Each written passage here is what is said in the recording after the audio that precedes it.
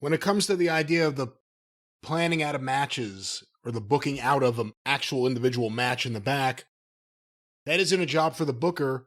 Traditionally, almost romantically, wrestlers called it in the ring. But we always hear the stories about Randy Savage approaching Ricky Steamboat with a list of moves, and this is exactly how the match will go. Dallas Page learned that from Randy Savage. I believe the story is he tried to do that with The Undertaker, and The Undertaker did not react well. Now there's a different way of doing it, obviously, where there's a lot of sequences and a lot of pre-planned stuff. What, from your history of being in the back, when did you start seeing things in terms of move-for-move planning in the back?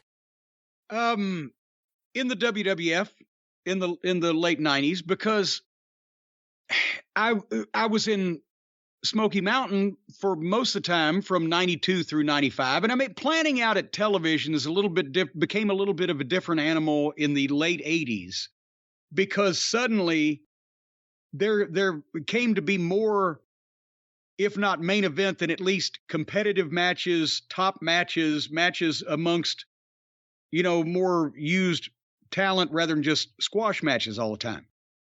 But the time constraint of the 1 hour show or the, whatever was still there.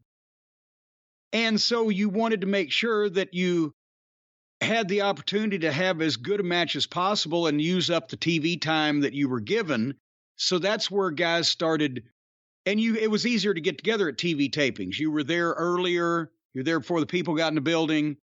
So that's when it started being, okay, well, I mean, you still may have been doing spots you were doing in live events, but you were tightening it up in between. You would instead of calling it as it happened just based on what the people were buying that night, like a house show, you would say, well, let's do the fucking rowboat spot and the fucking drape spot and the this spot and that spot, boom, and then we'll cut you off and get the heat and blah, blah, blah. So there was more of the match set up ahead of time in terms of the high spots and the bullet points. It was still a bullet point type of thing, but just to utilize the TV time as best as possible.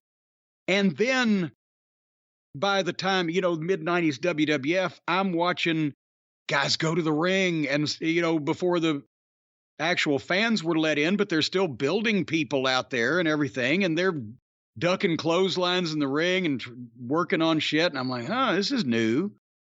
And then it became more,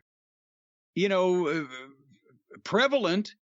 And that's when in OVW, we tried as much as possible to not let guys do that in terms of planning the match out 100%. I would give them the framework because, again, the house shows were for practice, where I would just say, go out and have a good match, 12 minutes, slip him over. Because I would want to see how they're doing on their own. But on television, I still wouldn't tell them what to do foot by foot. I would say, okay, you got 8 minutes. So if you go out and give me 3 nice spots where you shine the baby face, and then do this heat spot. Now, I'd suggest a heat spot for them. And I say, get 2 minutes of heat. I'm giving them a framework, but I'm not telling them everything to do. And then I'd say, I would know the moves that they did or the things that they, were good at or whatever, or that they had gotten over with the people they recognized. So I'd say, go for your whatever the fuck, your flying dingbat. But he can move, so you can sell and fire up and come back. And then let's hit 2 false finishes. And, as soon as that happens, boom, the referee's going to call it, and here comes the run in and blah, blah, blah. I'd give them the framework, but they would still need to fill in the blanks. It wasn't paint by numbers.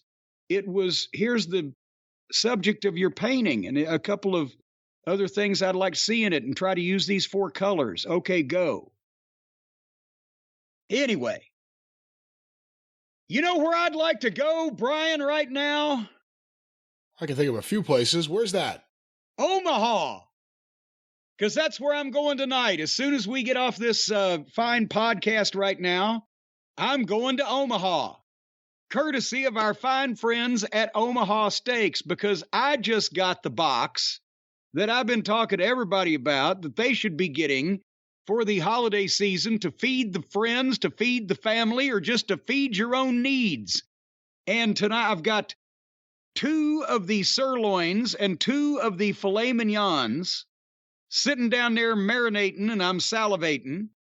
And Stacy gets to pick any one that she wants, and then I get the other 3. And we've also got some of the sides with the scalloped potatoes and the caramel apple tartlets, because they've got not only the meat, but also the sides and everything to go with it. But the big news is this ridiculous sale that's going on. Folks, if you go to omahasteaks.com right now, the cows are terrified because their gooses are about to be cooked because meat is 50% off site-wide at omahasteaks.com.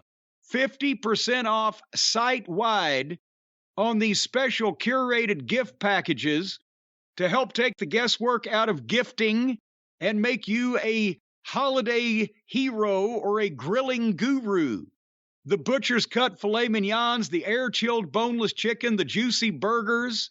As I mentioned, they got those sirloins that are incredible. The wieners, the giant hot dogs. They're all the meat from Omaha. They must really pamper all those pigs and cows out there. But they're ready to ship it right now, and you can still get it in time for the holidays if you go to omahasteaks.com. 50% off site-wide sale, as I mentioned.